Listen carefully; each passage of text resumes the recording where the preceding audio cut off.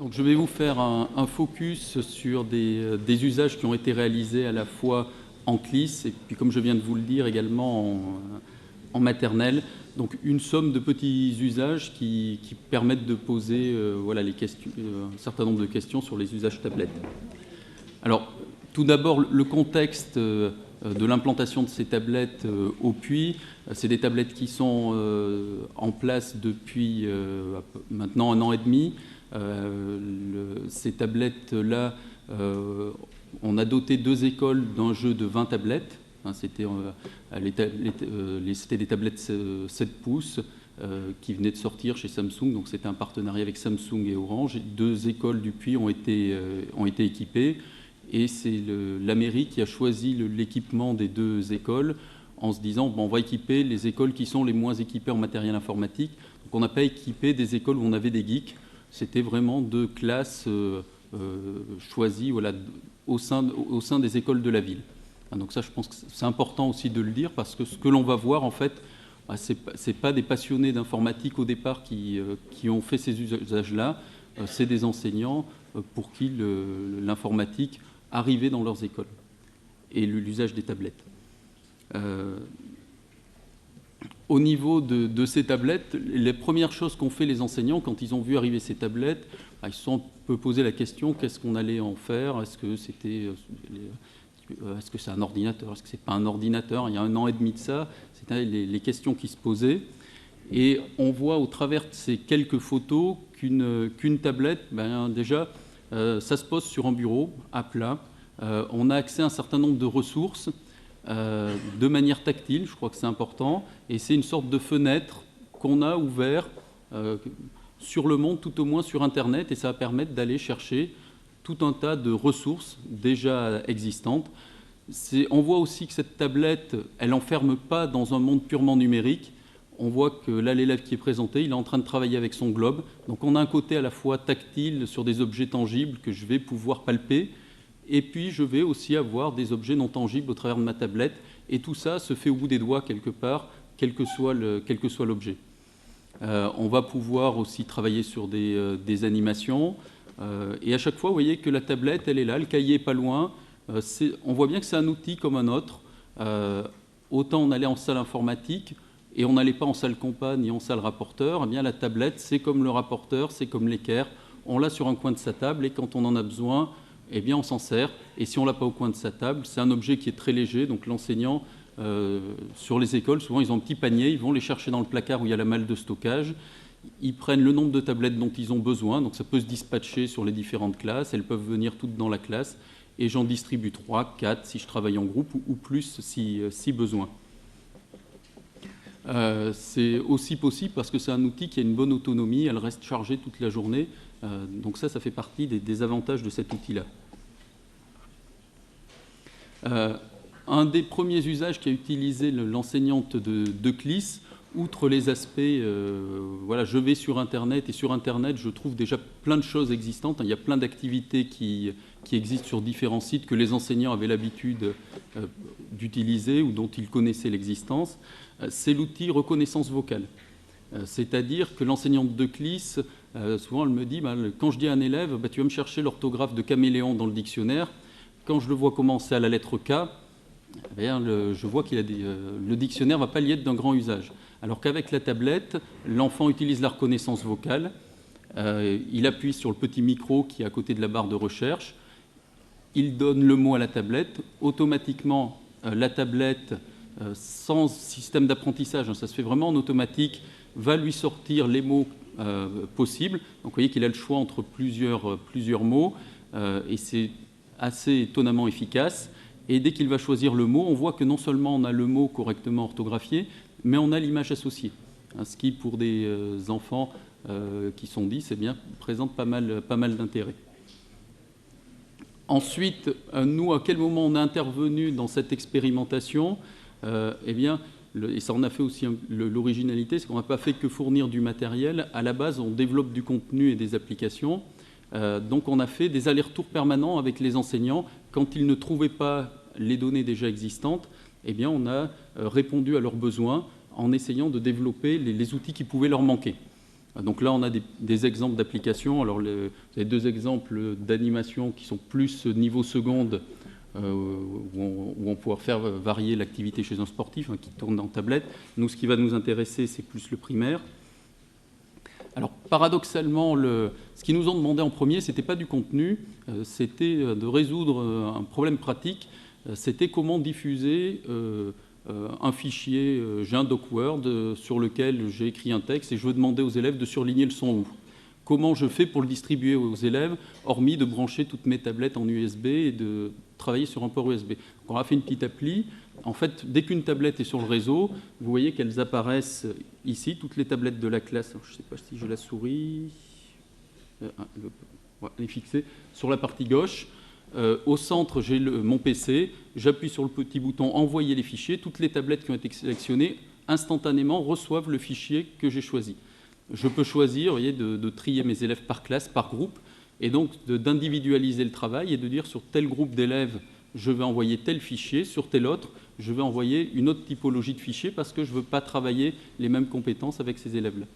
Et donc ensuite, je vais remonter en un seul clic les fichiers sur le PC du prof et automatiquement, ça crée un dossier au nom de l'élève. C'est-à-dire que même l'élève, s'il n'a pas fait un enregistré sous au nom de son nom, eh bien, c'est remonté, c'est bien rangé dans le dossier et l'enseignant va pouvoir regarder ce qu'a fait l'élève, y compris en cours de séance. C'est-à-dire que si c'est un travail où l'élève s'enregistre, ça pourrait être de la balado-diffusion au collège ou au lycée, je n'ai pas à aller plugger mes baladeurs, j'envoie un son, les élèves s'enregistrent, je récupère le son, ils continuent à travailler, je peux les écouter. Donc vous voyez que ça donne une certaine souplesse dans le travail. Autre élément qui était encore dans la fonctionnalité tablette, et pour favoriser ce côté mobilité, donc là, voilà, c'est un exemple de petit fichier qui pouvait être envoyé aux élèves, sur lesquels les élèves travaillaient.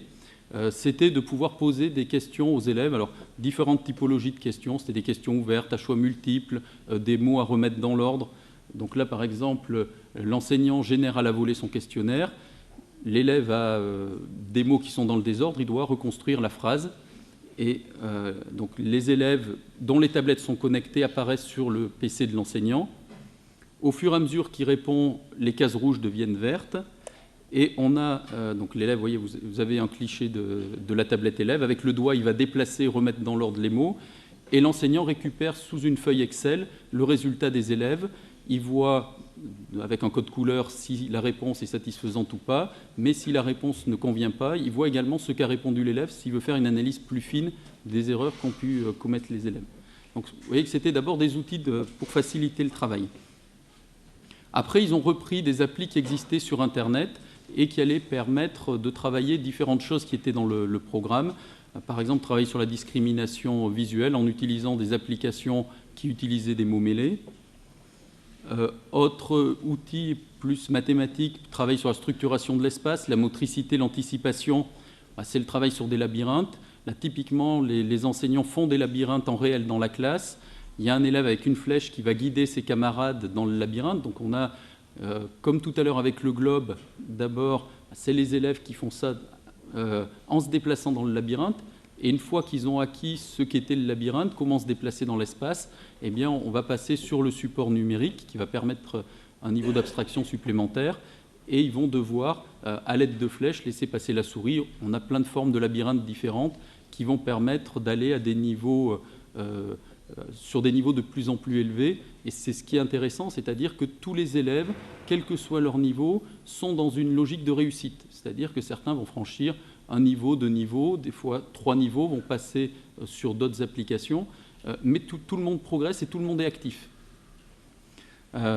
Pour permettre aux élèves en fait, de savoir où ils en sont de leur progression, l'enseignante leur distribue une feuille que je vous ai ici scannée. Et quand l'élève, alors là on a un travail de memory qui permet de travailler tout ce qui est discrimination visuelle et mémoire. Alors ces memory, on en a fait pour les enseignants différentes gammes, soit c'est du memory classique avec des images, soit on peut utiliser les constellations au niveau des doigts, au niveau d'un dé, mélanger constellations et chiffres, mélanger, enfin on a différents mixtes et on a fait les memory que les enseignants souhaitaient.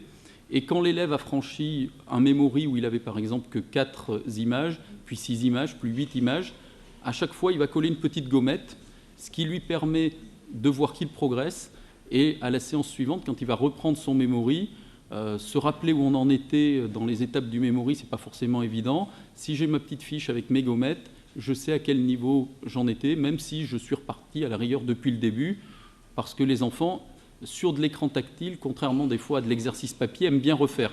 Ils ont l'habitude des jeux vidéo où ils aiment bien refranchir les niveaux pour être bien sûr de tous les maîtriser. Et là, cette tâche répétitive sur un écran, quelque part, ça leur est beaucoup plus familier de refranchir des niveaux qu'ils ont déjà faits. Et on sait bien que pour apprendre, il faut répéter un certain nombre de fois les tâches pour qu'elles soient acquises. Autre petit travail sur tout ce qui est pulse. Donc là, c'est la structuration de l'espace, l'anticipation, soit du pulse classique, soit on peut aussi commencer à travailler soit sur des syllabes, soit sur des lettres pour assembler des mots. Travail aussi sur les suites numériques. Donc là, l'élève doit réaliser un tracé en enchaînant les nombres pour arriver à une image, mais on peut aussi arriver sur des formes géométriques. On peut aussi arriver sur des tracés qui vont permettre de travailler le tracé soit des lettres en écriture en majuscule, en minuscule, en cursif. Donc tout ça, c'est des choses qui existent sur les tablettes. Soit on a des applis existantes, soit avec les enseignants, des fois ils trouvent une appli et à ce moment-là, on la redéveloppe si des fois elle a besoin d'être plus adaptée au milieu scolaire. Autre usage de la tablette, c'est l'utilisation en mode caméra. Typiquement, là, on a une séance de danse et la maîtresse expliquait qu'elle avait une élève, tout le temps, elle allait beaucoup plus vite que les autres. Elle lui expliquait que, elle allait en fait très très vite et l'élève, tout le temps, allait plus vite. Et en fait, en la filmant, elle a bien vu que s'asseoir lentement alors que les autres étaient encore debout, il se passait... elle allait doucement pour elle, ça ne correspondait pas à aller doucement pour les autres camarades.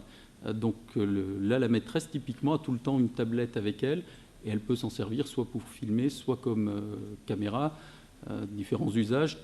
Ici, on a un travail en land art, soit purement artistique, soit travail sur des courbes, lignes ouvertes, lignes fermées. Et là, la maîtresse souvent fait des photos qu'elle colle dans le cahier de l'élève parce qu'il faut aussi garder une trace écrite de ce qui a été fait. Ce n'est pas parce qu'on est sur un support numérique qu'on va oublier le côté trace écrite. Donc la tablette permet aussi de faire ça. Alors ici, un exemple d'application que l'on a développé pour les... pour les enseignants. Alors j'aime bien utiliser cette application parce qu'elle pose un certain nombre de points importants sur la tablette.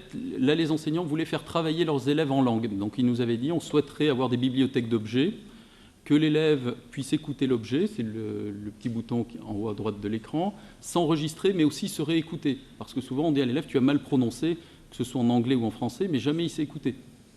Tu as mal lu, mais jamais il a son feedback. Donc l'idée, c'était d'avoir ce feedback et que ce soit l'élève qui puisse lui-même évaluer si c'était correct ou pas avant que l'enseignant n'apporte sa propre validation. Et là, on avait fait un petit bouton « Écoutez », puis on avait fait des flèches que vous voyez en violet à droite et à gauche.